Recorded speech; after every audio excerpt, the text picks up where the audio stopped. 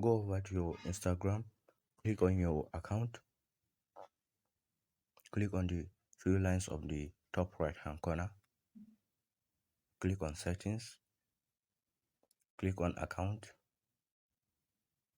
then now click on the sharing to other apps, because when you click on the sharing to other apps, that's where you are going to choose whatever social media platform you want to use.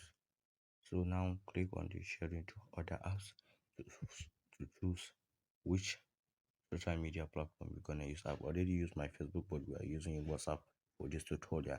Now click on WhatsApp.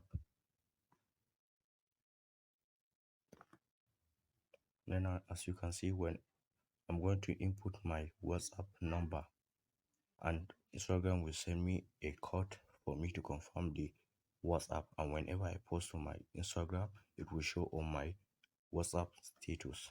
So thank you.